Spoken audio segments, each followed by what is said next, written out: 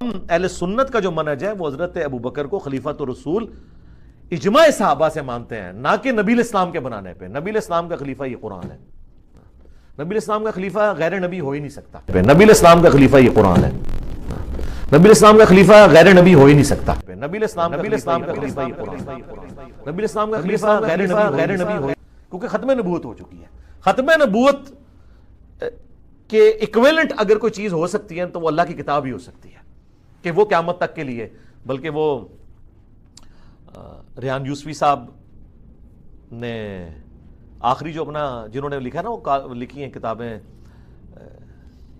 جب زندگی شروع ہوگی، ان کی ایک اور کتاب بھی آئی ہے خدا بول رہا ہے۔ انہوں نے ایک بڑا پیارا جملہ لکھا ہے اس میں کہ رسول اللہ کے بعد فتنے اس بڑے لیول کے تھے کہ اللہ تعالیٰ نے ختم نبوت کر کے خود زمین پہ اترا ہے قرآن کی شکل میں۔